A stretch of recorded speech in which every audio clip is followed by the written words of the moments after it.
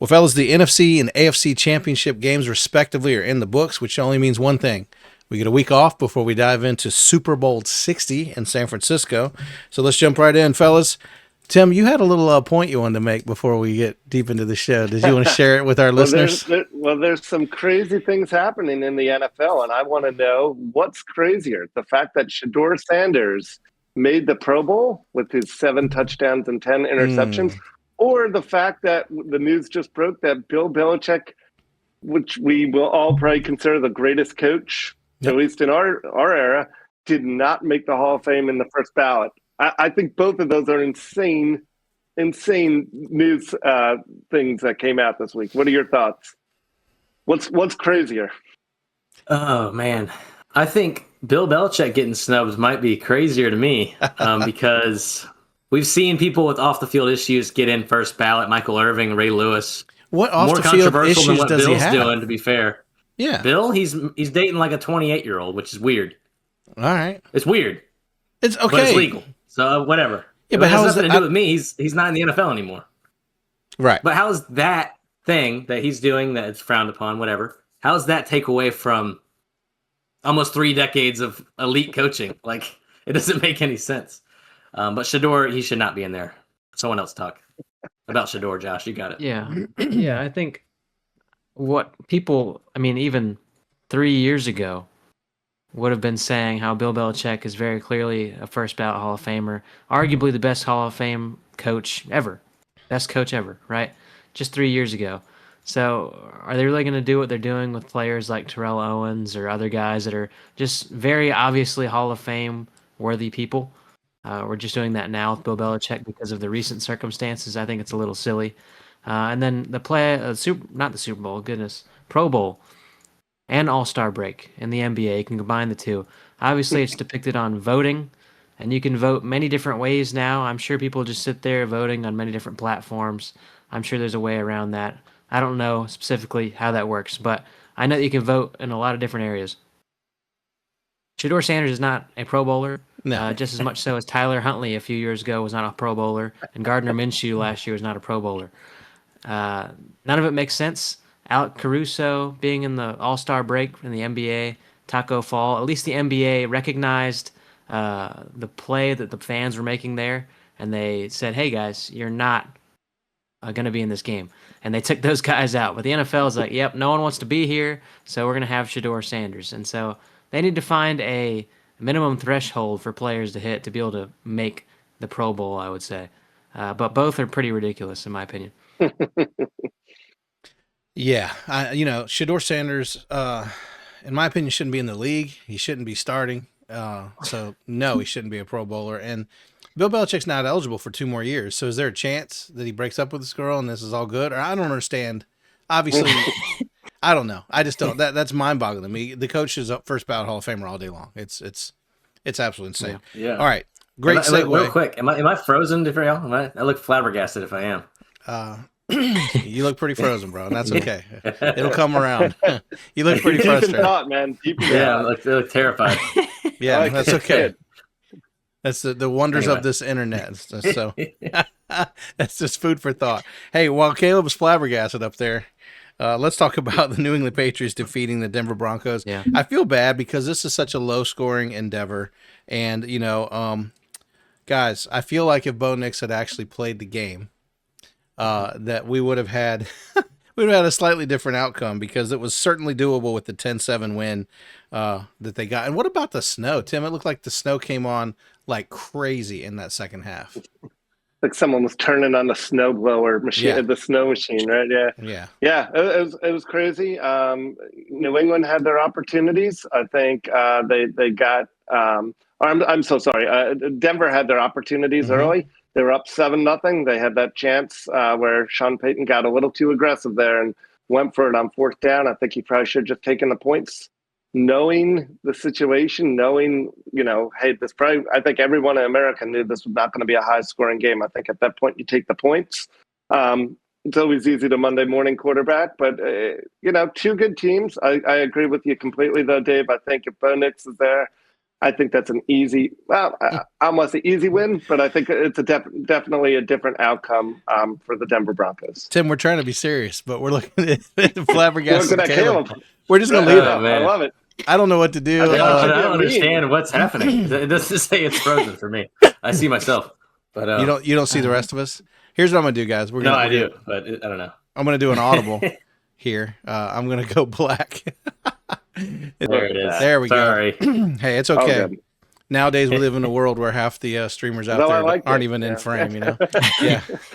Sorry, I just saw Tim is laying it out for us, bro, and Josh is steadily like laughing. I'm like, and there's Caleb up there in the corner. Well, my eyes peered up a little too far. I just saw it. No, that's incredible. Yeah, I think, wow. Couldn't believe the conditions. I was telling, Josh while we're sitting here watching the game. I mean, essentially, it looked like there was no weather, and then all of a sudden, within a matter of minutes, it seemed like the weather. I mean, it certainly did affect. And Tim, I go back to you because you've said this literally all year long that Drake Maye's great, Mike Vrabel's great. In fact, Mike Vrabel now is the only player to win a Super Bowl on a team with which he is now coaching in a Super Bowl. So congratulations, he should be Coach of the Year. But Drake Maye once again was great. He's a great guy, but very pedestrian in this game. Very, very pedestrian. And you have to think, and I don't want to talk about the Super Bowl yet, but you have to think that's very good for the Seattle Seahawks that he's quite as pedestrian as he is. Wouldn't you agree, Caleb? I mean, the game was kind of decided after the second half started. There was snow everywhere. They ran the football 38 times, which is a ton. That's not efficient there either. I mean, they had 140 yards, but it was 38 carries. I mean, come on. Yeah. But I think that they were just trying to run out the clock, to be honest. They were playing defense. I think it was the end of the fourth quarter. I think there was 2.5 minutes left. And Vrabel just ran up the middle 3 times and then punted it. And he knew his defense would win the game, which they did. And those are the odds you want to take, though. You're a top 5 defense playing against Jarrett Stidham, who's only started like 5 games in his life for the Raiders.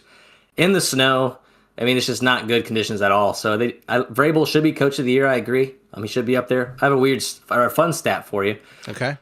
3 coaches, all first year on their team. 2 of them are freshman coaches. Liam Cohen, Ben Johnson, and Mike Vrabel all won their divisions in their first year as a coach for that team. Crazy. Amazing. And I think you could, I know we did a few weeks ago, I think you can make an argument for all 3. Honestly, I think this will be a very close vote for all 3. Is this a year, Josh, that we get co-coaches? Have we ever had a co-coach of the year? Oh, interesting. It's hard to split it. I think what did we have? We had co-offensive rookie of the year because Dak and Zeke were on the same team. That's the last thing I can remember as far as, co-awards. But as far as this game goes, I talked about it last week how the number 2 and 3 receiver for the Broncos are probably going to be out, and they both played miraculously. Yeah. Both getting injured last week's game, both came out. You saw Pat Bryant with the giant thing on his helmet out there because he's had several concussions. But miraculously, they were able to play, but it didn't mean much because of the circumstances of this game. Y'all touched on it, the weather, the fact that Jarrett Stidham's only started in 3 or 4 games. Weird enough, do y'all remember that Raiders game where he filled in at the end of the year for Derek Carr, and he had like 400 yards, 3 or 4 touchdowns? Everyone's like, yeah, this is our guy. And then he's just immediately gone. I remember that guy. I was thinking about that during the game. I was like, this is that guy. I was He's thinking back. about that, but yeah. If you remember, sorry, go ahead. I'd say outside of that deep pass at the beginning of the game, I'm not sure there was much to talk about his play in this game otherwise. No, that's why you got to think that if Bo Nix had led this offense, there's a couple opportunities there. Obviously, the late pick to Christian Gonzalez interception on Stidham, it was desperation for sure late in the game. But still, you have to think that Bo Nix in the game, a healthy Bo Nix would have at least scored a touchdown or 2. That isn't obviously that's football. It doesn't mean that May wouldn't have been more productive potentially if he had to. Because I mean, the teams, I think, what did they combine for like 800 some odd yards or no? That was low. It was not much. The 800 yards. I'm sorry. Yeah, 800 yards. I'm jumping ahead of myself. It's 875 yards in the next one. Yeah, this is super low. And I think the sloppy weather in the second half, like you said, I think they just wanted to get this thing over with at that point. And hey, I think Coach Payton realized that he probably didn't have a stud in the stable for this game with Nix out, and he just wanted to keep the team optimistic. And good and bad news. I think, Tim, the good news for the Broncos is they're young, they're well coached, they have a lot of talent. They're just going to probably run it back. Same thing with New England. But the bad news, of course, Bo Nix worked really hard as a leader of this offense to get him here, and then he, of course, had to watch him lose, and that's got to be terrible. You want to hear one more? It's hard when. Oh, go ahead. I was just gonna say, just very quickly. I was just gonna say, I mean, it's so hard when you go all year long and you get to that point. You're so close, and to lose your most important player, 2 games away from the end of the season is just brutal. Yep. Sorry, I'm like 5 seconds behind, but I'm catching up. Don't worry.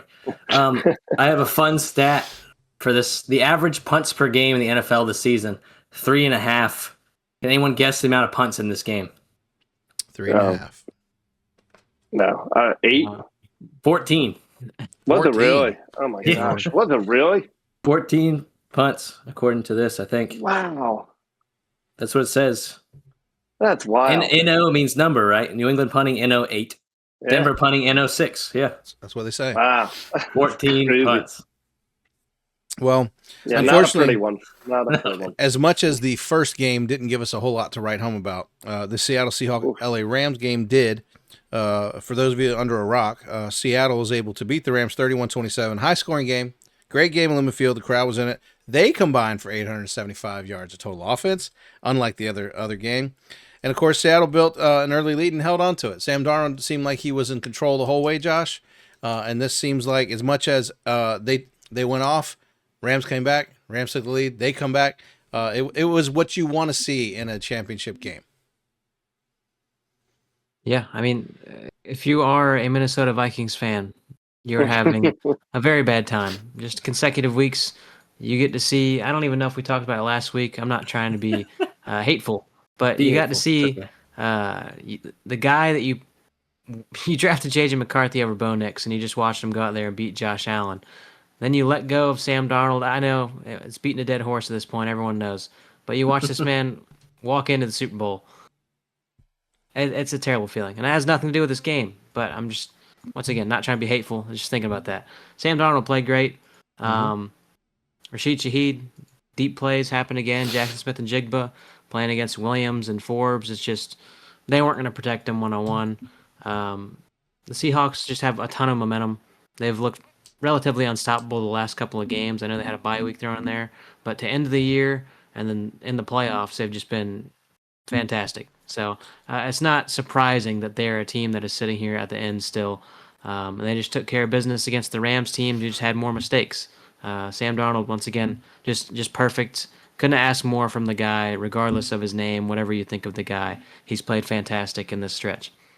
Yeah, and even with that muffed, Caleb, I'm coming to you next. Even with that fair catch that was muffed where the guy tripped, like you said, Stafford threw for 374 yards. Puka had 165 yards. Adams was active. Williams was. I mean, you got everything you wanted to get out of your team, aside from the defense stopping the Seahawks. But again, one of you said it. Seahawks had momentum. Caleb, go ahead with your point. Yeah, I was going to just talk about how balanced these offenses were. Matt Stafford, 22 of 35, 374, 3 touchdowns, no picks. Sam Darnold, 25 of 36, so they threw the same amount of times, basically 346, 3 touchdowns, no picks. So identical almost. They both had wide receivers who went off. Puka Nacua, 9 for 165 and a touchdown, a 44-yard long catch. And then Jackson Smith and Jigba, 10 for 153, a touchdown, and a 42 long catch. So identical stats there too. So it was a shootout. We couldn't ask for a better game. I think it was great. No. It looked like Seattle had it early, like we talked about, but the Rams had tried to come back at the end. It was just great. And like Josh said, Sam Darnold, he's a great quarterback. But we've seen, and this is my only criticism, we've seen during the years him crumble randomly in a big game, and I hate to see that happen in 2 weeks when he plays against the Patriots. So I'm rooting for him. I hope that he does do it again. And like Josh said, Minnesota, they should feel sick to their stomachs. This is rough. Go ahead, Josh. It's been bad. Yeah.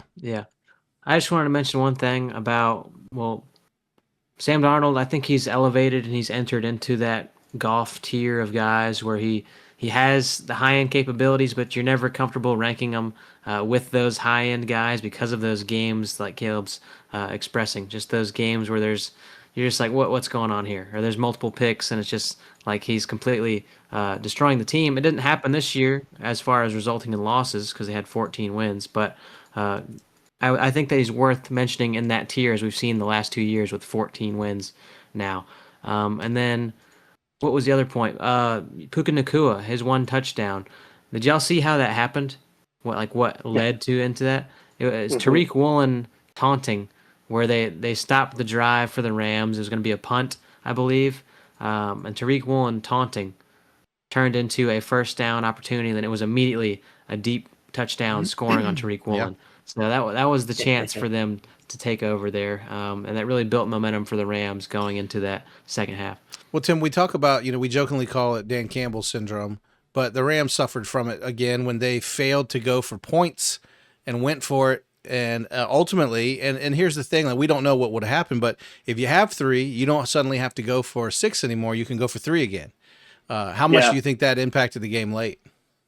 Yeah, I mean, I know everyone's saying it now, but I was saying it during the game, and I'm sure other people were too. At that point, they should have taken, when they drove all the way down there, if I'm McVay, I would have taken the field goal, been down by 1, right? Math, right? Was the math? Yeah, would have been down by 1.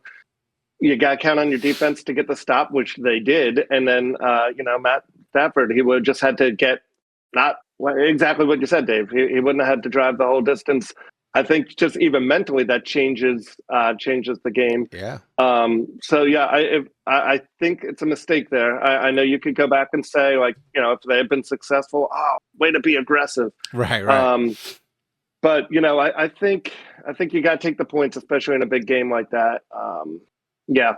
My Seattle point was exactly what Josh was going to say. The only thing that was going to stop Seattle was Seattle, right? Tariq Woolen, that taunting that kind of coming unraveled a little bit there, because playing against a great Rams team, and we said it for most of the year, guys, on this podcast, the Rams were the best team in football for a good chunk of the year this year. I think we all, at least I know I kept coming back and saying the most complete team is the Rams. I think we were kind of all in agreement, at least for a good chunk of the season on that. Against a team like that, you cannot come unraveled. And so, that I think, I know we'll talk about the Super Bowl probably on the next show, or I don't know when we're talking about it, but I think you've got to be self-disciplined if you're Seattle, because again, you take away that muff punt and this for the Rams, and this game is flipped on its head, and we're talking about the Rams this week. So yeah. I found some useless trivia for you, Tim. You probably already know this, but in 2005, Hasselbeck and the Seattle Seahawks were the number 1 seed, went to the Super Bowl, and a Pope was elected that year. In 2013, Russell Wilson, first seed Seattle, went to the Super Bowl. Guess what happened in 2013? A Pope was elected that year. And then finally, 2025, this number 1 seed, and we had a Pope. Dang. Just saying, it's really weird how this echoes life. Next time there's a Pope, maybe Seattle's got a shot. Hopefully that Pope tells them to run the ball if they're at the 1 yard line this time. Amen. Yeah, no, the trick with this week, I think the first game was super sloppy and snowy and like not ideal. And the second game was everything I think you hope for in that type of game. Yeah. And that said, the Super Bowl should be a lot of fun. And before I get your picks, we've already talked about our picks. Let me recap a couple things, guys. Overall, the playoffs. Now, we know Caleb likes to take chances. He's our lone wolf here, and he likes to take unnecessary risks. That said, Caleb finished the playoff run 6-5. Tim and Josh, very solid 7-4. Very solid 7-4. Ethan at 8-3. And then I pulled it out with 9-2. Not bad. Not nice bad. Performed. Yep. The Rams had won. I would have been, one away. But wow. All right, before we end up talking about the big game that's happening in 2 weeks, let's talk about some news from around the league. Just want to recap, jump in anywhere you like, guys. The Buffalo Bills have promoted offense coordinator Joe Brady as their head coach after firing Sean McDermott. I don't like it, guys. I think you're going to get a lot of the same with this guy. Yeah, I mean, this guy's been around for a couple years now, and we've seen what offenses they run. It's not great. I think this is the only person that Bills fans did not want to hire, and that's who they hired. So I have no idea what they're doing. It's pretty embarrassing. Me and Josh talked about it earlier off camera. It's very embarrassing. It's funny. It's just funny. I think it's funny. It's poor Josh Allen. I don't think it's going to be great for them. I think it's going to be the same old. They're going to try and draft a receiver early or trade for one. That might help them a little bit, but this offense they run is just silly.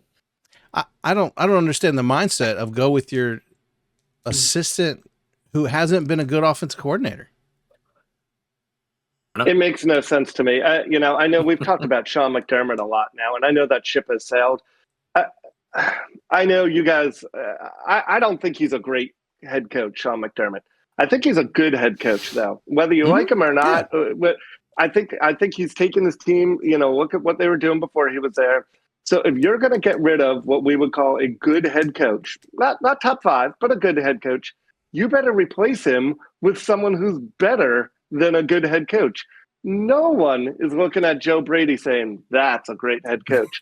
And it's funny. I think we texted back and forth about who were we texting about that was interview. Oh, we were texting about Philip Rivers this week in our group chat about possibly interview, or he was interviewing.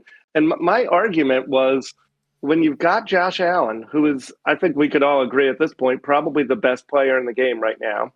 Him and Mahomes back and forth, right? But I think 1 and 1A or whatever.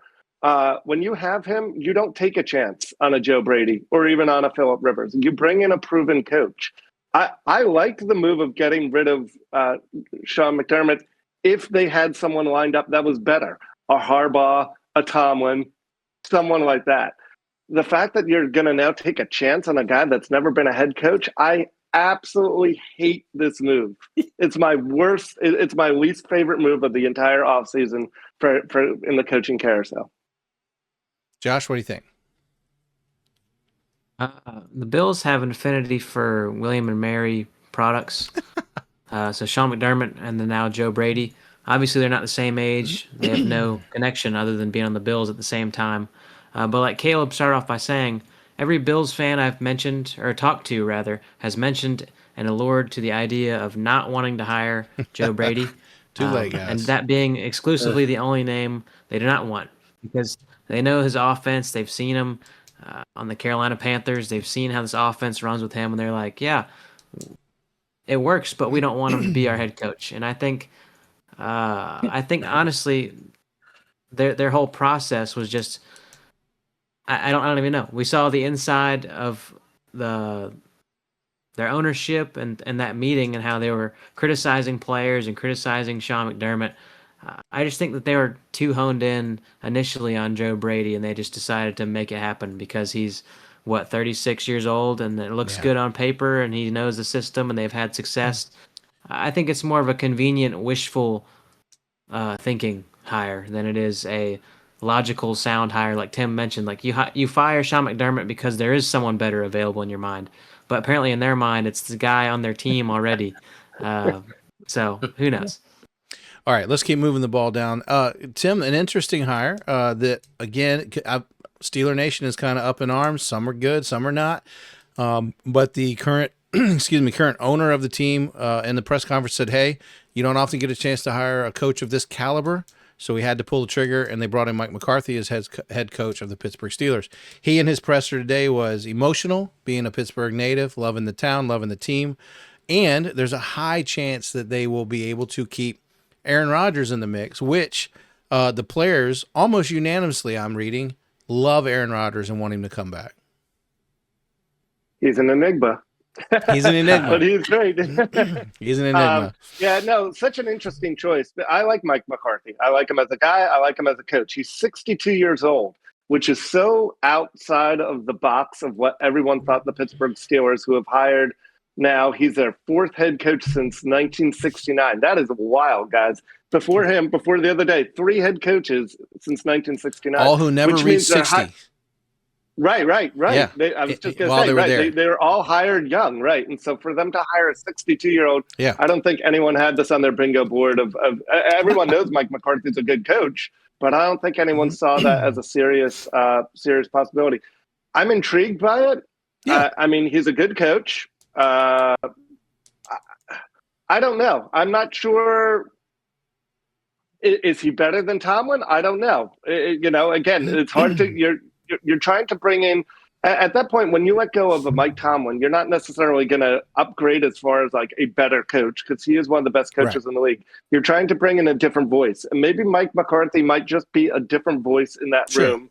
That just because his approach might be different than Mike Tomlin's and gets these players over the hump. I don't know. I feel like Pittsburgh has a lot to decide. I'm not confident me give about you that roster. some clarity, and let me get on a soapbox, Caleb. Then I'm going to give it to you. The reality is the team loves Aaron Rodgers. They want him back. Yeah. They said that Mike McCarthy and Aaron Rodgers, that didn't intertwine. They took the best coach available, which we just said earlier with Sean McDermott. You got to do that. And I think based on the pool of characters that we're seeing, because they got killed for taking the young defense coordinator from Minnesota Vikings, Mike Tomlin, when they hired him, and it turned out. Right. So the point being is Mike McCarthy is the best guy available currently, in my opinion. And he's still, he's an offensive mind. That said, the owner also said, the Rooney also said, he is not rebuilding. They're too good to rebuild. They got their foot on the gas. So if that's the case, it's the move. Now, here's my soapbox. Steeler fans, stop it. All year long, you've been crying, fire Mike Tomlin. You don't fire him. He walks away. He felt the pressure, apparently. He said he did. He said he felt the pressure of wins and losses and blah, blah, blah. It's time. Okay. This is the best guy available. So don't throw in the towel. No pun intended. Don't, because this is a Hall of Fame coach. This is a guy who's won a Super Bowl. You act like you just hired Joe Blow off the street. It's Mike McCarthy. The guy knows his way around the locker room. All right, Caleb. Soapbox over. Yeah. Well, to piggyback off what you were saying, it's not planned. People forget Mike McCarthy's a good coach. He's 174 and 112. Wins 60% of the time. 500 in the playoffs, 11-11. He's led teams, which was mostly all the Packers, to 12-plus wins in 6 different seasons. He's 4th of all time doing that. Mm-hmm. He has coached in 12 postseason appearances, winning 8 division titles over his career. So he's not a bad coach. Could stop. He went immediately to Dallas, and outside of the Dak broken ankle year, he took him to the playoffs every year. I know he didn't win games with them there because it's Dallas, but his total record 185, 123, and 2. So he's a winner. He's a great coach. Yep. He has a culture I think he's going to bring, which immediately went to Dallas when he went there and filled in for Jason Garrett when he left. So I think it's a great move. I think it's a lateral move at worst. I think it's a good move. Josh, you want to chime in or move on? Sure. Yeah, I think obviously the connection there he has with Aaron Rodgers. We know Aaron Rodgers is going to be 42 years old. We understand this. I think he was, more to the league median than he was towards the bottom of the league, as we see with a lot of older quarterbacks, as you see that diminish in talent and they start playing pretty terrible. But I think that this year we just saw Aaron Rodgers running an offense that he didn't necessarily want to run with Arthur Smith. And Arthur Smith and how he gets the ball out to Darnell Washington a lot and a ton of dump-offs to Kenneth Gainwell, and everything goes to the outside for the wide receivers. I just don't think that worked for Aaron Rodgers, and I think that Mike McCarthy knows how to allow Aaron Rodgers to run the offense and allow to use that offense to the best for how it runs with Rodgers and with everyone else. And he'll figure that out because he doesn't know these other guys. But it's cool to see the hometown guy who was born in Pittsburgh go back to Pittsburgh. It's cool to see how they played against Pittsburgh in the Super Bowl. And how it's all come full circle for him, as he was a Dallas coach. That Super Bowl was in Dallas. He played against the Steelers. Now he's coaching the Steelers. Obviously coached for the Packers. And I think it's just a cool experience. As you said, the team is not terrible. They have a lot of young talent still. Like all their good players on defense are basically young, other than Watt and Hayward. And then offensively, you just have to get more receivers. You got to get somebody that is not just DK Metcalf, and don't send him on only sideline balls. And then when you run a slant with DK Metcalf, he's explosive. I just think that there wasn't enough creativity for this team last year. I think McCarthy at least brings that. Yeah, and I had to explain in the office today. I don't have to explain it to you guys, but I'll say it for our listeners. I explained in the office today the rule of the number 2 receiver. And AB and Juju are the best example of this. In fact, you could argue right now Pickens and CD, or if you look in LA, at the 2 great receivers they have there. Yep. Bottom line is, if you have a number 1 receiver and no 2s or 3s, that guy's going to get picked apart. He's not going to have a great year. But the moment you have another good receiver, either the 2's going to go off or the 1's going to go off. But you have to have 2. And Pittsburgh doesn't have that. They have hope. They have some young prospects. But they need a bona fide. The thing I disagree adamantly from the radio this morning is almost everyone I listened to today is unanimous, Tim, that they need to trade whatever they need to trade and draft a quarterback. I disagree. I think you take another year with Aaron, see what Will's got. Aaron's already said he's happy to help the young guy. I think Will has an upside. So, I mean, McCarthy's known for developing quarterbacks. They might have their quarterback. How about you hold those picks this year? Because I think they got 1 or 2 first-round picks. And why don't you go after what you need to strengthen up your old defense or offensive line? You know what I mean? Do you agree? I agree completely. I was just going to say the same thing when you're done. I think you run it back with Aaron. I think you develop Will. And I think you do go out and get a true number 1 or number 2 wide receiver. A.J. Brown, Justin Jefferson.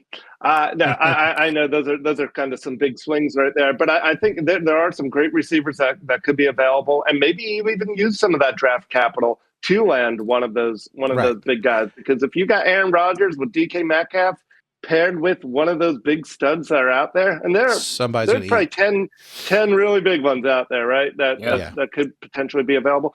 That's going to be exactly like you said, Dave. That'd be dangerous. Yeah, I agree. Okay, a couple of things we've already agreed on. Kevin Stefanski to the Falcons, good. John Harbaugh to the Giants, of course, great. Love it. We have not talked about this, but the Miami Dolphins have hired Jeff Hafley as head coach. I think we might have mentioned it last week after firing Mike McDaniel.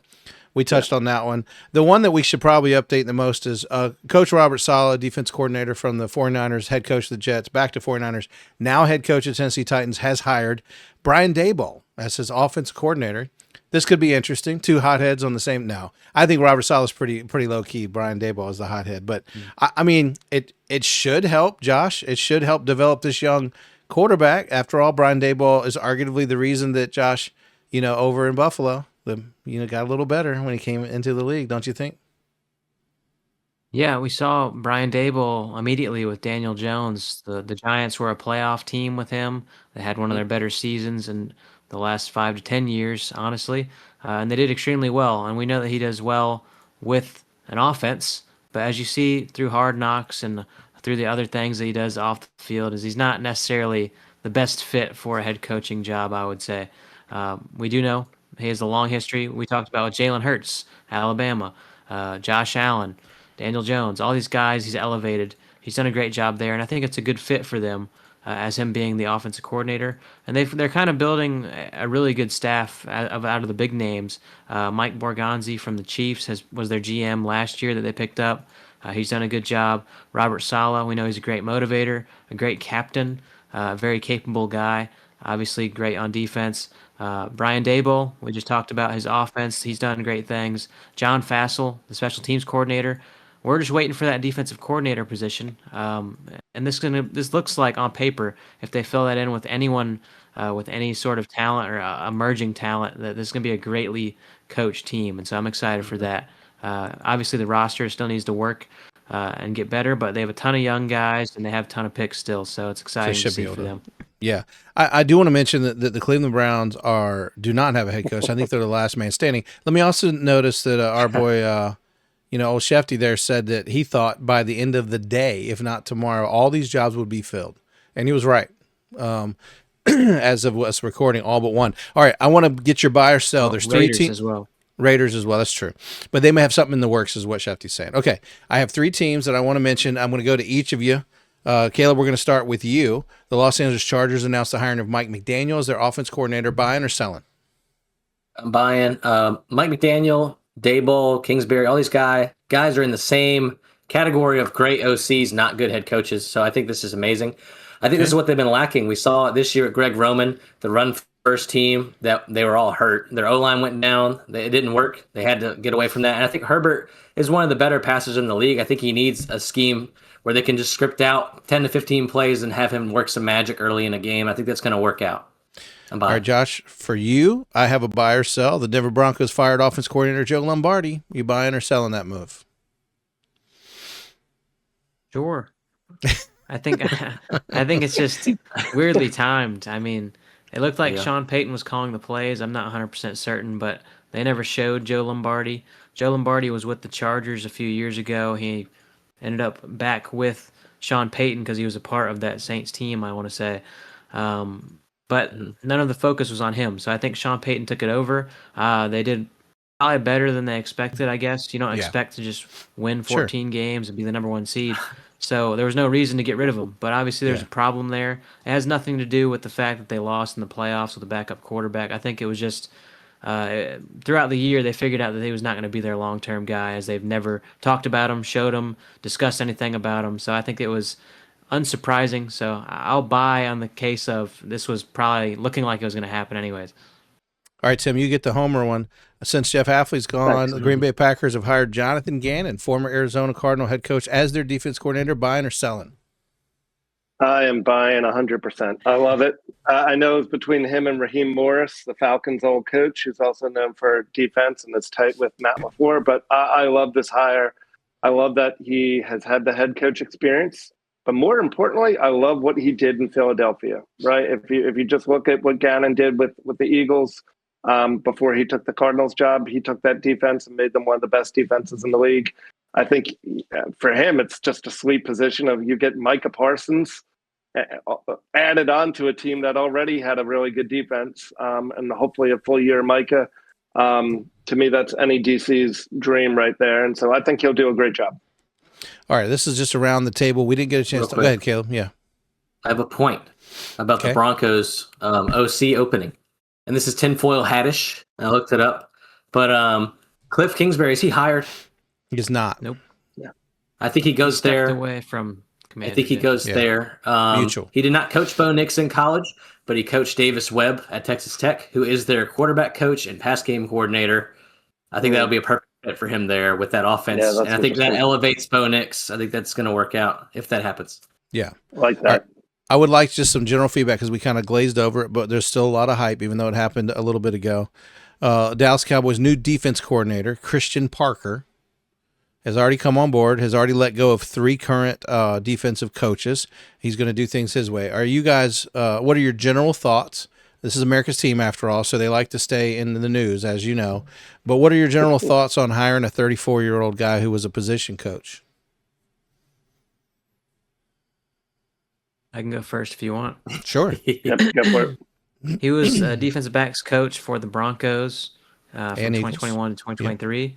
Yep, I was going to get to Eagles 2024, 2025. Yep. And now, obviously, he is joining as the defense coordinator for the Dallas Cowboys. The defensive backs that he's had, you can't credit him whole because it was Pat Surtain and Quinyon Mitchell, 2 of the league's top cornerbacks. He's been a part of Vic Fangio's system and his defenses. He's been to Super Bowls. I think he has a lot of experience. Despite being a younger guy, he was a defensive backs coach for Virginia over a decade ago, and he's only 34 years old. So he's done a lot of work with defensive backs, and that's what the Dallas Cowboys need desperate help with. And they desperately need a guy like this who's been proven through his short time, albeit. But he's done extremely well with those guys, and those have been defensive player of the years and top-level corners. So, shout out to him and what he's been able to do. Caleb? I'll go. Yeah, I'm gonna buy it if that was the question. I think it's gonna work out. He's been coaching in a position in collegiate or professional since he was 21 years old, so he's been around the game forever. He played all throughout his life and then coached his whole life, basically. He climbed the ladder. That's what you want to see with coaches. You don't want to see a guy win in college and just go straight to head coaching. Like we said, DB coach, DB analyst, defensive analyst, defensive quality control coach for the Packers, defensive back coach for the Broncos, then defensive backs coach for the Eagles when they were lights out last year, and then now obviously upgraded to the Dallas Cowboys DC. So I like to see that. I'm excited. Getting someone young. I mean, you talked about it earlier. I'm not comparing them, but similar to Mike Tomlin, he climbed the ladder, defensive coach. Maybe there's something there, but you like to see that. Bill Belichick, same thing. All these good coaches climb the ladder like this, Andy Reid, and then ended up who they are today. So it's exciting. It's definitely someone to invest in as a coach. So I'm excited for it. Tim, your thoughts? He did also help, in Green Bay. I mean, that's quite a resume because Green Bay, Denver, and Philly have had exceptional play out of that position, and he's had a hand in it at least. Yeah, and one of the things that's so interesting that we don't talk about very often when these guys are changing teams, as they do so frequently when they're younger, is the impact that they've had on the players and the players' desire to play for them at some point when they become a head coach. And so one of the things I was reading about today, and again, I know there's so many rumors out there on the internet, but there's a lot of guys that are great players, including Reed Blankenship for the Eagles, who said he loved playing for him and he would love to play for him again. Now I know Reed had a down year last year, but like that's just one example of like a quality player who you might be able to bring in when you, not just in his case, but in any of these guys when they're switching teams. You forget that they're humans and they've had relationships with these other guys, and some of these guys have formed tight bonds with them, and they say, "Hey, I'll play for that guy no matter what team he's coaching." That's right. And so I love it for Dallas. I think it's a really good hire. Yeah, I think they said they were going to get creative, and they had some ideas, and they've been definitely doing it a little different because there were some guys out there, right? Like the guy that went to Miami and Flores, and there's just a ton of defensive guys, Gannon. There's a lot of ways they could have gone with this, to be fair. And then the more I looked into it, the more I thought, this is good. And to talk about coaches people like to play for, I think to a fault, everyone loves playing for Shoddy. They love what he's doing there. They love the culture. It helps that your star quarterback likes him, and Dez, 88 CD Lamb likes him. Man. I'm old, guys. Yeah, I could have said Tony Hill at this point. I'm that old. Drew Pearson likes him.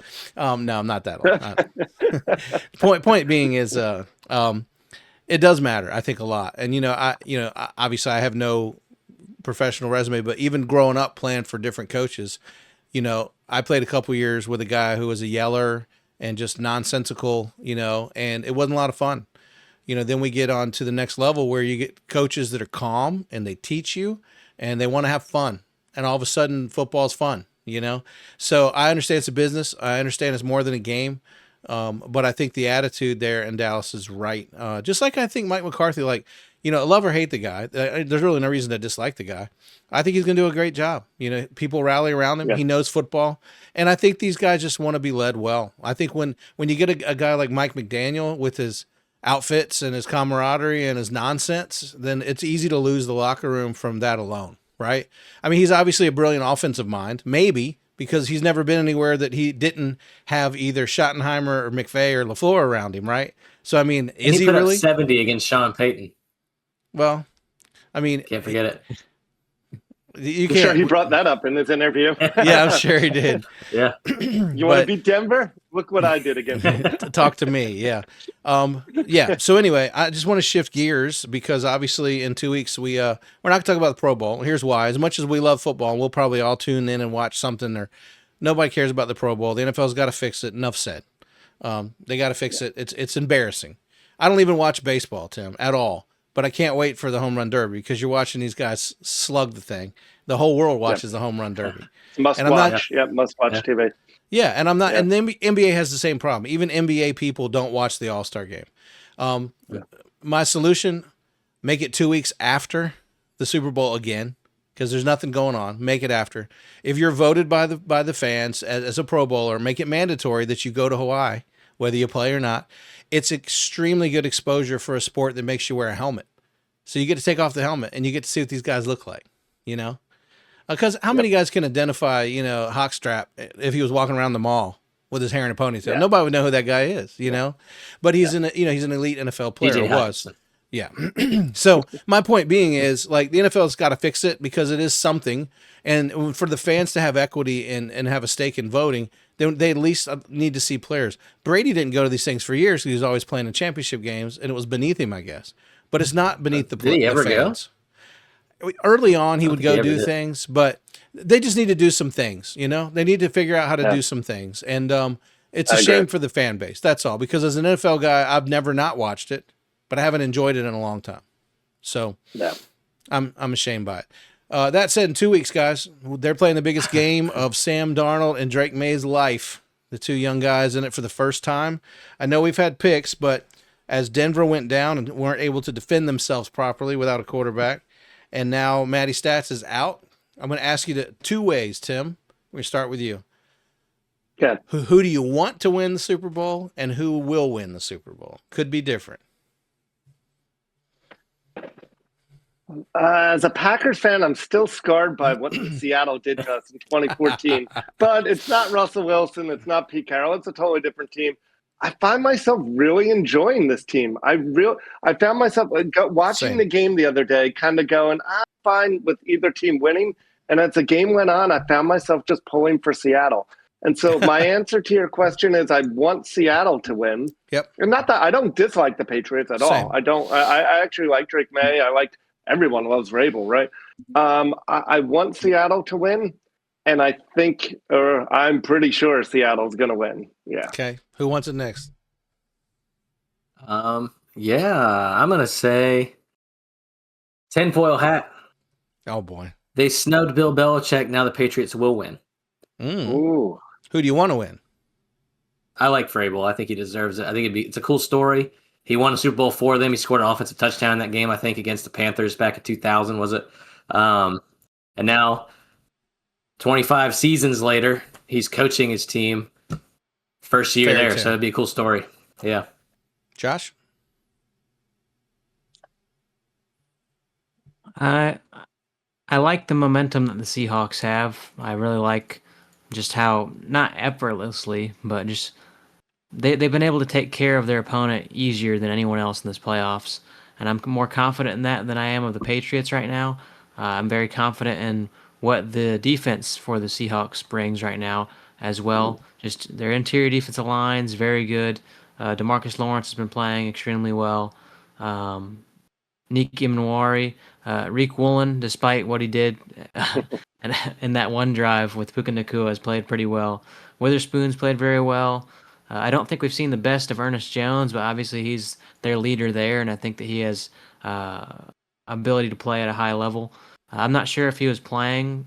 Was he playing for the Rams in their last Super Bowl? I'm not entirely sure, but he might have Super Bowl experience. I'm sure I can look that up real quick. But I'm going to go with the Seahawks as the winner.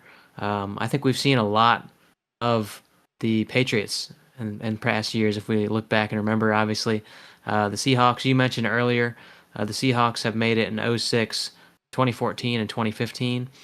So I'm just excited for a newer face, that being Sam Darnold and McDonald. And I think they have the most momentum. They've been the best team in the playoffs, I would say. Yeah, you guys know I'm a hater. I was even talking this week about how every generation, when I was a kid watching Elway and Marino, I couldn't stand Elway and I loved Marino. Then when I had Brady and Manning, you couldn't like them both, right? You had to like Peyton Manning or you had to like Tom Brady. So I always liked Manning. And I don't have any problem with these guys for real. But at the end of the day, like I find myself going into this weekend genuinely not caring who wins in a good way, meaning Vrabel's earned it. Mm-hmm. Mike McDonald's earned it. Sam Darnold's had a hard road to get here. He's earned it. Drake Maye hasn't earned anything yet, but hey, kudos to the kid. He got him here, and that takes a lot. No matter how easy your schedule is, you're in the Super Bowl. Congratulations. Yep. I honestly couldn't care less who wins the game. I honestly couldn't, because I look at it like this. If Seattle wins, this is a team that somehow was an expansion team that, wasted the career of Steve Largent. It looked like they were never going anywhere, to suddenly start splattering Super Bowls onto their resume every 5 or 10 years, which is kind of cool. Kudos. They have a great fan base. They've become a great franchise. And it looks like the sky's the limit for this young team, and they finally got their quarterback. Shame on you, Vikings. Then you go to the Patriots. I think we're all tired of seeing the Patriot team there over the last 25 years. But at the end of the day, it's not the same old face. It's not Brady. It's not Belichick or whatever you felt about them. How can you not root for Vrabel, who has, literally walked away from a team because he didn't want to throw the GM and ownership under the bus, so he just walked away quietly, took it on the chin, and now he has Robert Kraft, who will give him anything he needs. And again, the sky's the limit. These are two teams that should be good for a long time, so we'll probably see them back. That said, I really don't care who wins, because I'll celebrate either way. But I think the Seahawks. We said last week, didn't we, Tim, that whoever goes from the NFC will probably win. I'm still clinging to that. Go ahead, Caleb. You had a point. Yeah, it's not about the Super Bowl. It's something you mentioned a minute ago. Oh, good. Well, by the way, you're the lone wolf. We're all going right. We're all going Seattle, and Caleb's the lone wolf again. All right, go ahead. Mention something about the Super Bowl first. Yes, Caleb. Keep your thought. Go ahead. Okay. If you believe in balance in the NFL or football gods, quote unquote, as we joke, the NFC right now in Super Bowls, we know this is Super Bowl 60, so we played 59 Super Bowls. NFC has 30 wins compared to the AFC's 29 wins. So if balance works itself out, it'll be 30-30. Patriots win, meaning that there's no longer a tie at the top of the Super Bowl list either as far as championship wins. Steelers and Patriots are tied right now. That would move the Patriots number one, probably deservedly so, how they've played in the 2000s. But it would change those two things for a Patriots win. Go ahead, Caleb. Are you moving on from the Super Bowl? Yes. All right, keep your you thought. can circle back. It's all right, we'll circle back. Okay. We'll circle back. Go ahead. Okay. Yeah. I have a few more things in for the Super go Bowl. ahead. Go for it. Okay. I'll wait. And the two losses for the Seattle Seahawks in 2006 with Hasselbeck and Alexander, and 2015, and we know Tim talked about it, just from the football, that Super Bowl. And those two losses, their offense outperformed the opponent's offense. So both the Steelers and the Patriots offenses did less than the Seahawks in those games, and the Seahawks lost both those games. So I just thought that was interesting. That is wild. Yeah, and yeah, I got more dumb stuff to talk about. Come on, you have the floor. All right, I was thinking about the teams that the Patriots have played in the Super Bowl. If you go back to 1986, y'all remember the quarterback that played against the Patriots in 1986? 1986. The Patriots weren't in the Super Bowl in 1986. 1985 season, 1986. That against the Bears, McMahon? Yeah. Jim Hey. McMahon. All right. Wait a minute. The Patriots played the Bears in 1986? Yes. Yeah. Against that good Bears defense, that phenomenal Bears defense. Yeah. Yeah. So they played against Jim, right? That's Jim, one syllable, 3 Jim letters. McMahon. That's right. Yes. Oh gosh. Okay, so I see where you're going. Then they played against Brett. They played against Kurt and Jake and Eli and Russ and Matt and all these short names. We're playing against Sam now. I just thought that was interesting. So did they win short names?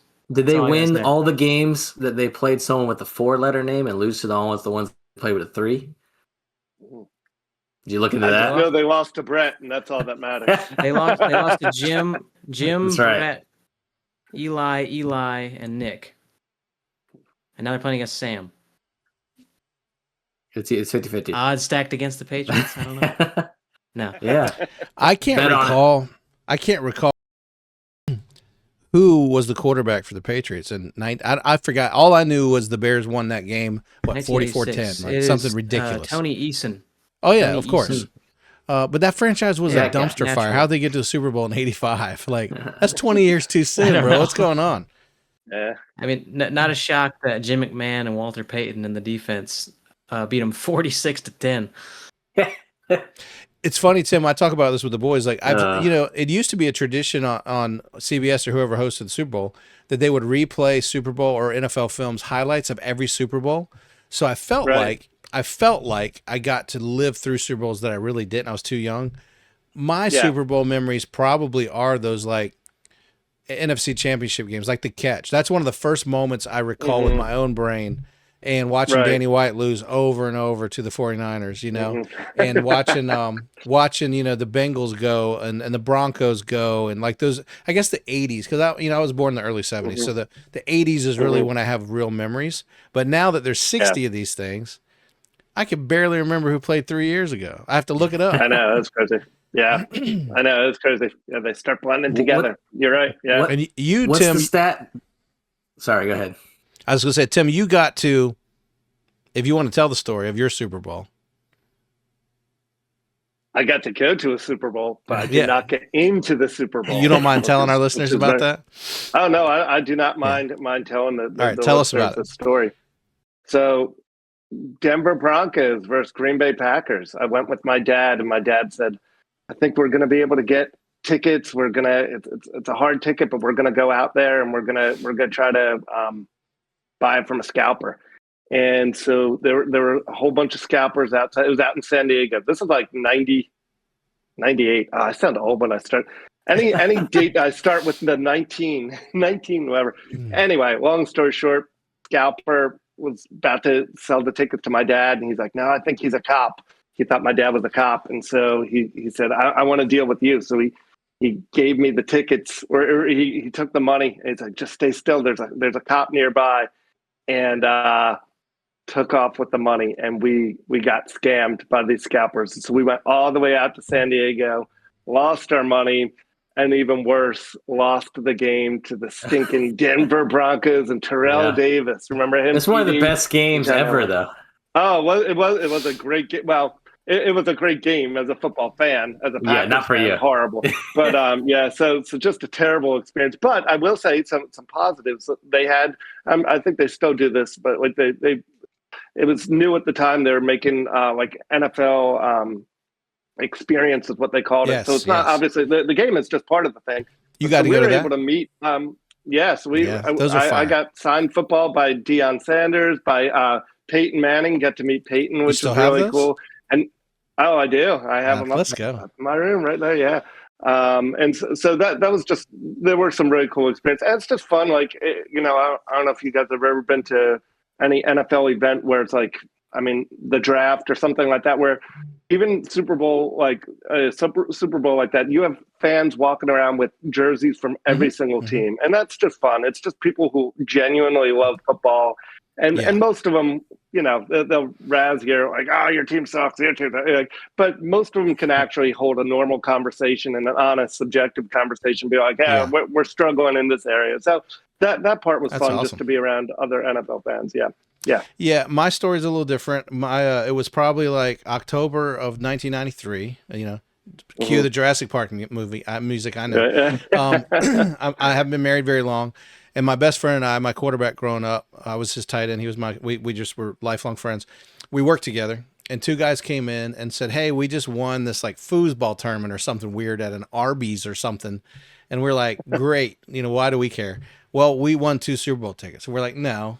And Steve, who worked with me, played for University of Tennessee. He's a big 6'6" defensive end. Looks like, he's a monster still. I'm like, you want to go? And he's like, I don't have any interest in going. It's blah, blah, blah. So Gary and I were like, well, we'll buy the tickets, give us a price. And we're thinking, is this real? Well, then I found out, this is right at the birth of internet. Apparently Bernie Kosar owned a lot of Arby's in Hampton Roads, and he was able to procure 2 tickets to the Super Bowl for this thing.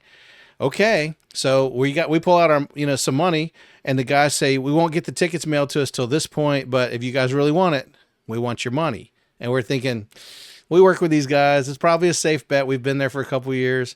All right, we'll bring you the money. They charge us $250. And when the letter came, it came with the ticket, and it came with a night stay in the Marriott in Georgia, because the game was January 30th of 1994 in the new Georgia Dome, which, what's that? Not a bad drive from us. So cool thing. We got to see the Super Bowl. First of all, there were real tickets, so we got to see them. So we went and we saw Dallas was trailing 13-6 at halftime. I'll never forget. Fed Emmitt Smith. They end up winning the game. Emmitt Smith's MVP. We got to see it. I still have the little seat cushion that they put in all the seats with the logo of the like peach in the Super Bowl 28 or whatever. And it was a great experience. And, the fact that we got to see our team win, we got to be together. Yeah. My mom was a big Dallas Cowboys fan. She did not get to go with us, but Stacy and my mom, who passed away that same year, sadly, there it is. There's the cup. Yeah. Nice. But my mom and Stacy got to drive with us and do the NFL experience. And I've told people ever since, if you're ever in a Super Bowl town, go to the NFL experience. It's worth it. Yep. But for $250, bro. And then here's the funny part. When I walked out of the building, someone handed me a $100 bill for my ticket stub. And I was like, sweet. Now I wish I had the ticket stub. You almost made money off that. That's what I'm saying. So I've only been to one pro game in my life. And that's the one. It's a good one to go to. It's a good one to go to. It's a pretty good memory, but yeah, we're going to try to get to the Pro Bowl soon. Maybe we'll tag team. I know it's right around time you start school, but it'd be fun to get you and Ethan to go with us. It'd be a lot of fun. That'd be very cool. Yeah. Well, guys, any closing thoughts before we wrap up our next to final episode of the season? Caleb, you've got all the stuff you want to share. That's just one thing. So you can go basically any comment, any post about the Patriots, and they talk about their Mickey Mouse schedule, their cupcake schedule, whatever word you want to insert. But the Bills have roughly the same schedule, am I right? Play the same teams? Strength of schedule means you're going to get teams in the top or bottom of the division based on. So not entirely. We can look at it. They both play the Jets twice. They both play the Dolphins twice. Within their division, yeah. I think because okay. the Bills won their division and the Patriots finished in fourth last year, the Patriots got all the fourth place teams and the outside of their division, and the Bills had all the first place. So, yeah. So what was your point? Who'd they play this year? I'm curious. I mean, my point is they're still playing the same terrible teams in their division. So I don't know. I feel like the Bills' schedule wasn't that hard. You call me crazy. I'm pulling it up right now. Yeah. Me too. Miami and Saints. When you look at the teams, it's pretty rough. Kansas City, they played Houston. Yeah, it's okay. They played the Eagles. The Falcons, the Panthers. The Steelers. Yeah, they had a few tough ones in there. But I think, you know what is, Caleb, some of the teams that we thought were going to be good, like they played Kansas City. We thought Kansas City would be phenomenal this year, and they weren't. And you could say that about a few of these teams that were first-place teams the year before. So you're right to a degree because, I mean, on paper, it looked like it would be a tougher schedule because it's a first-place team schedule. They played Cincinnati. Again, we thought Cincinnati would be decent, although they barely won that one. Yeah, that was a 39-34 one. But no, you're right. I think that's a good point. I think it's because I remember watching them this year, and their schedule just felt easier because of the teams, like you said. Like the Chiefs weren't as good, the Bengals weren't as good, the Dolphins weren't as good. They lost to the Falcons, so there's that. The inherent problem with the way that this schedule is done, though, from strength is, let's say, the way they do it is, let's say, for example, the NFC East, because we know it well, you're going to play the NFC South this year, right? Well, the problem with that is the NFC East and the NFL South, there's not a lot of difference in the top and bottom teams. In other words, Dallas could beat Philly, you know what I'm saying, but they could finish at the bottom. See what I mean? Like, it's a diverse division, so it doesn't matter if you have to play the Saints, Falcons, Bucks, or, you see what I mean? It doesn't matter. Panthers. It doesn't matter. Yeah. So you got a tough schedule, so you get the top two teams where I get the bottom two.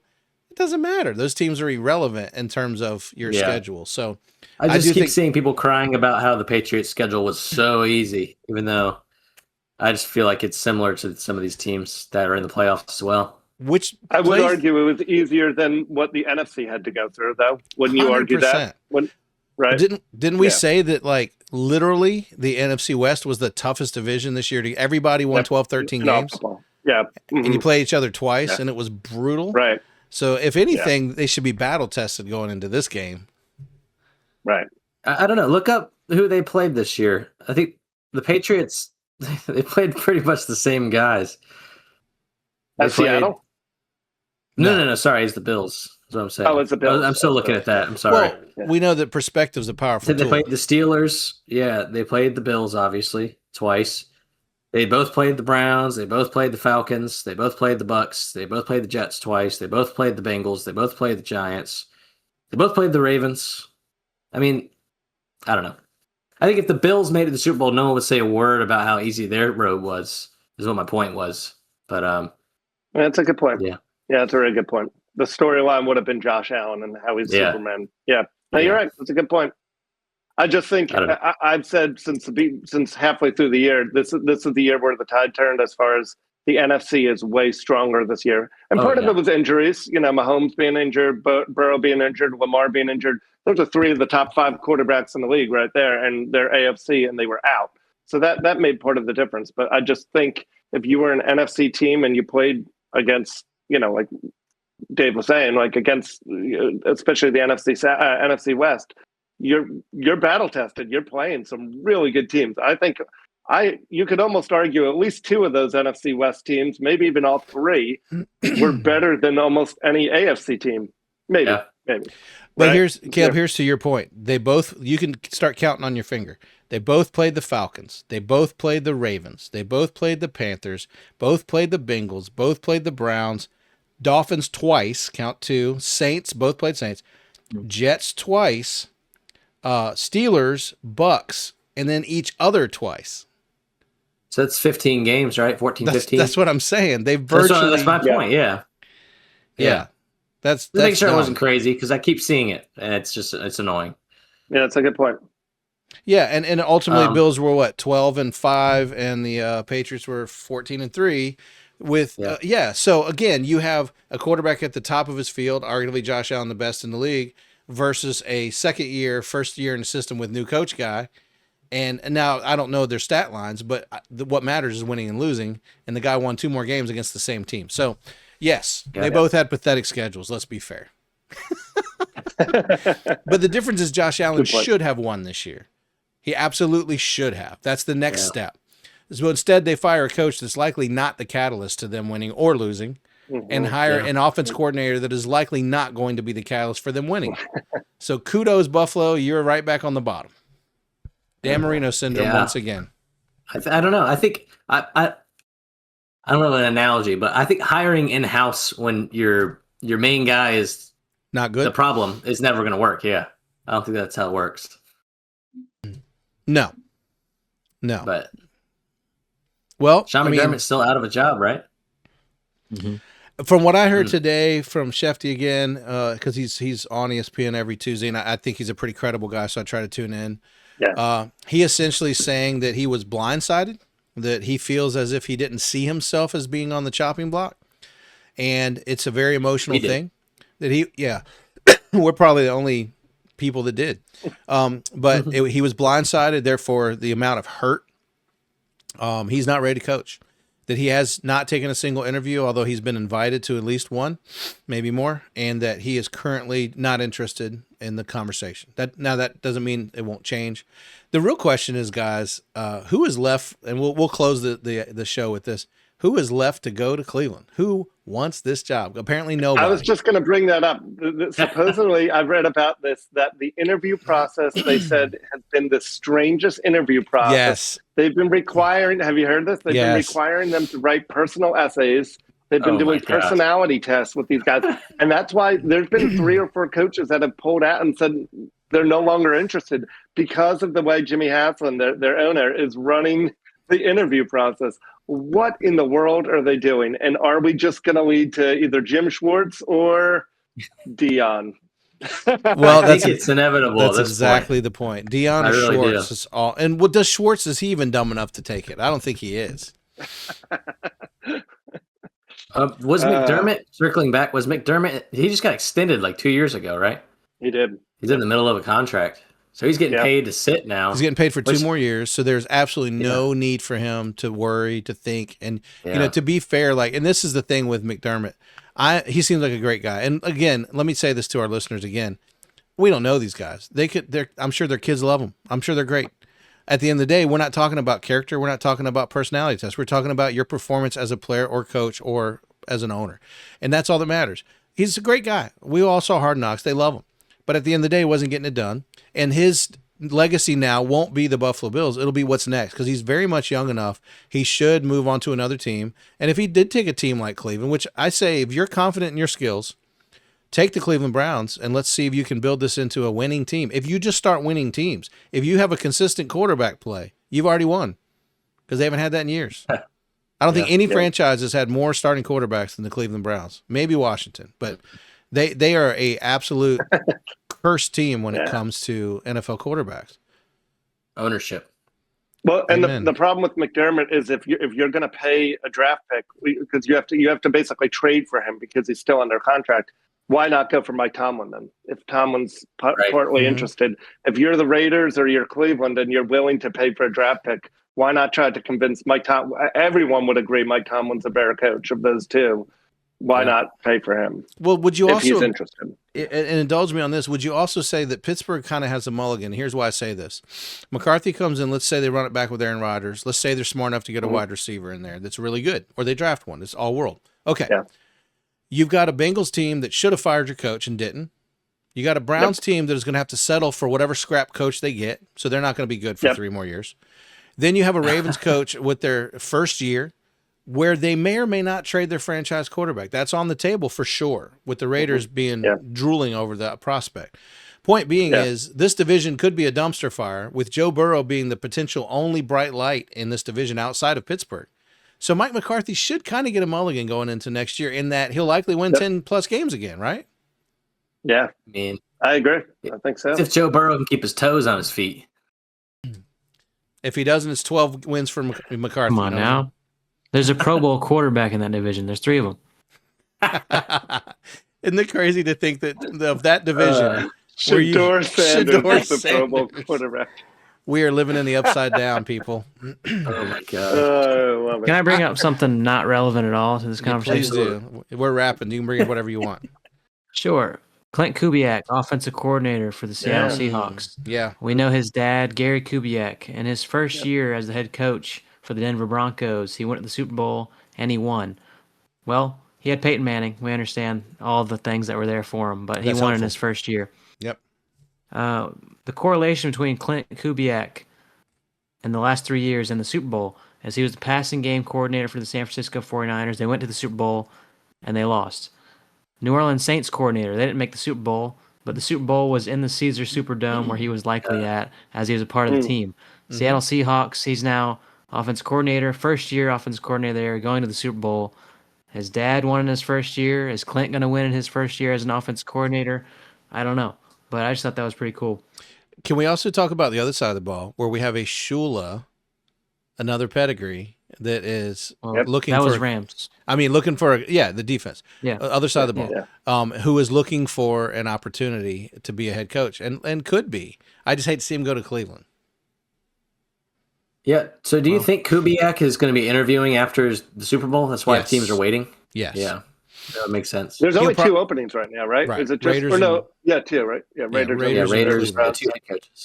But the rumor, and I can't, this again, I think is, I'm pretty sure I'm going to give it the credit to Shefty, ESPN. Shefty will never say, because if he says what he thinks, then it becomes a rumor, and he doesn't want to do that. And he said that on air today. But a lot of people think that your boy, Josh, is going to be the next coach of the Raiders, and that they're in play for Lamar Jackson. So... And I think a new coach, and this is just me thinking, I love Lamar. Caleb and I were the first two people on the planet to say he could actually zing the thing and start in the NFL. Everyone else was saying he was a running guy and that he wouldn't make it. Wide receiver. Yeah. And they tried to move the wide receiver in the draft process. Right. Yeah. So the point being is, yes, he's their franchise quarterback, but for a team with a new coach, and they're very storied how good their general manager is at making deals, they could easily move on from Lamar. And if they got their eyes on somebody else and get some significant, the Raiders are just their Huckleberry to trade the farm to get this guy. You know what I mean? And the Raiders had the one pick. Do the Raiders have the number one pick? 101, yeah. They're rumored to take the kid out of national Indiana. champion. Yeah. Yeah. Heisman. Do you guys think does he wind up the Ravens quarterback this year then? The Ravens trade Lamar for the number one pick? Or several number ones. Maybe. I think I was looking at this a while ago. Maybe I'm wrong, but there's always the speculation of trading the first overall pick. I think obviously that would have to be a part of getting Lamar Jackson. But you look at trading for the first overall pick, the only times that's really happened was for Jared Goff in that quarterback year. And then it was Bryce Young. And then Caleb Williams ended up being a part of that because they traded that pick. They didn't trade for the number one pick. But I think, going into the draft, there's only been two instances in the last 26, 25 years that's actually happened. But I think that if what you're alluding to, that would have to be a part of acquiring a Lamar Jackson, I imagine. Yeah. I don't know. I love Lamar. I could see him. It could go either way, but you're right. You're going to have to give up that first pick. And that's interesting. Tim, you said that because then the Ravens essentially get a start over quarterback. Instead of the Raiders. And the Raiders get a proven quarterback.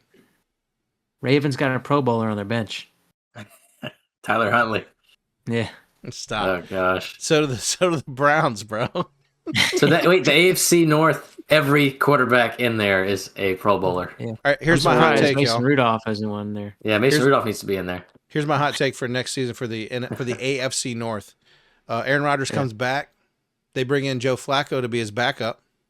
Humor me. Oldest quarterback, remember. Right. Shedeur does not start. And the Browns stink because they get a third-rate coach that won't be there more than 3 years. It starts over. Lamar does get traded, and the Ravens do draft a quarterback and start him. And Joe Burrow gets hurt again. That's my hot. That's probably a given. But you got to remember, Kyler Murray's available. We could see some three-way trades happen. I mean, the Raiders, it's going to be a lot. Kyler. Yeah, it's going to be a very busy offseason, I think. The rumor is Mariota's going somewhere that people have. I think he should. He's proven to be a great backup. He's a great backup. Kirk Cousins has redone his contract. I said it last week, to where they gave him some cash to get him out of the deal, essentially, so that he can be tradable. My guy, he's made like $200 million because he gets franchise tagged and overpaid. Good for him, but it's funny. The best thing, Tim, is he says he's never spent a penny of his salary in his life. Yeah. It's all invested. That's crazy. That's insane. He's a big financial piece, Christian guy. If my signing bonus was 20, I wouldn't spend a dime on my contract either. Yeah. No. What was his franchise tag on the when it was the Redskins? Wasn't it like 60 mil or something to stay for another year? Something wild. Crazy. Yeah. 2 years. I think. Forget that. Yeah. His salary alone is a lot if you add it up. You can go do the math. Maybe we'll talk about it next time. But his bonuses alone have been like 60 mil a pop, and he's done it twice. So if he went to another team and got a big old signing bonus, the guy is the smartest guy in the world. He's got hundreds of millions of dollars sitting in investments for his kids. Alone with the Atlanta Falcons, just with the Falcons, he signed a 4-year, $180 million. So, what was his signing bonus? It looks like $100 million guaranteed and $50 million signing bonus. So, right. And this year they just moved $68 million of his contract to cash, so that they can make his salary equitable for a trade. Congrats, buddy. He just got a $68 million check. So what's the income tax in Georgia? That's $18 million more than his original guaranteed money to walk, essentially. It's crazy. Where's he end up going, you think? Back to Minnesota? Oh, wouldn't that be a story? That'd be great. That would be crazy. He just made $200 million and went back home to sit on the bench. I think Minnesota right now. Oh gosh. Here we go again. I can't, y'all. They need to take the Jets and the Browns and maybe the Cardinals and just throw them in a blender and say, all right, guys, these teams are up for auction. Put them on eBay. The owners can't get it done, and we need some reputable wins out of these teams, and they're not happening. So, and these poor fans. The way that they moved Kirk Cousins' money, if you look at his dead cap for 2024, it was $90 million. 2025, $75 million. They moved it all around. Only 35 this upcoming year. Right, because they cashed him out. That's it. He's making Sam Darnold money to do nothing. Which is kind of nothing. It's funny that they can say, "Hey, we're going to pay you this way," and it's a lot of money, but it won't count against our cap. It's kind of weird how that they can, and I don't understand it fully. I just keep hearing numbers. Dallas is the best at it because they'll sign a guy to a $40 million a year deal for 4 years. Then the next year he counts 10 against the cap because they paid him $100 million. It's like, what? Yeah. Can you do that? And Jerry's never been in trouble for it. So I mean, it seems like it's within. I don't know. I don't understand. I don't think you can convince me that Arthur Blank is not a vampire. So that's a whole nother conversation. But well, between Arthur Blank, who's made of money, and Arthur Smith, isn't he the FedEx mogul whose FedEx father just passed away within the last year, and he and his sister are worth like $250 billion? Why is he coaching? Arthur? That's Arthur Smith is? Wow. Yes, his dad is the FedEx mogul. So Tim, if your dad just left you $150 billion, I don't think you're teaching anymore, bro. I'm not teaching anymore. As much as I love teaching. Fair. Same. Yeah. It's not. I'm sure Arthur's had money his whole life. I don't think this had any play in his coaching career at all. No, but I mean, is Arthur Smith now worth more than Arthur Blank, though? That's a Googleable question. Is Home Depot worth more than FedEx? Right. I would like Joshua. I would like you to give me the answer so we can go off air. Before we go off air, who's worth more money? You want me to find this? FedEx or Falcons plus Home Depot? On paper, it's going to be blank, but hold on, just look up FedEx market cap. Just how much was his dad worth? Just a look lot. The company, man. FedEx versus Home Depot. I think they're both quite substantial. FedEx, the company FedEx is worth $73 billion. Okay, Home Depot. Home Depot $300 billion. Oh, jeez, Louise. Winner. Yeah, that's great. All right, Arthur Blank, winner, and then add on $5 billion for the Falcons. So. Yeah. It was close. $300 billion. Jeez Louise. Well, he might be a vampire though. That's another conversation. We have one more episode. That's for next week. We are not going to be. This is essentially our Super Bowl. Here. This is essentially our Super Bowl preview. In that, unless you guys want to jump on and just really deep dive, which I think there's a lot of other media outlets that's going to do that. It's not usually our wheelhouse, which means we'll have one more to talk about just the season in general, and we'll do that after the Super Bowl. So if you're tuning in now, as always, we appreciate it. Like, subscribe if you enjoy this podcast. However, there he is, the 500 or whatever $300 billion man. I want that on screen with you every time moving forward, so we can have two. Give me a poster. I'll put it right behind me. I want this Caleb on screen another 5 minutes. Yeah.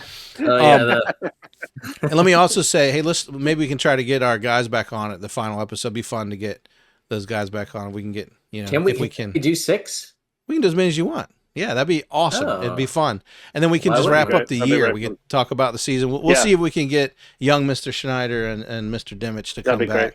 But I say all that to say there will not be a show next week. So if you tune into the regular, there will not be a 24th episode of season 5 next week. It'll be following the Super Bowl. So just listeners, bookmark that.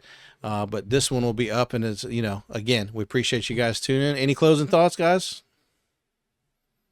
That's a wrap. For a minute. We've been meandering for a few. Into nonsense. So vampires, billionaires. That's what we're calling the episode: Vampires and Billionaires. Vampire billionaires. Vampiric.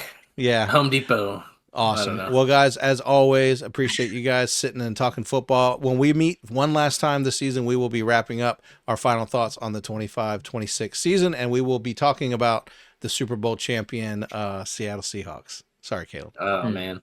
I know. All right, guys. We'll see you next time on Guys Without Helmets.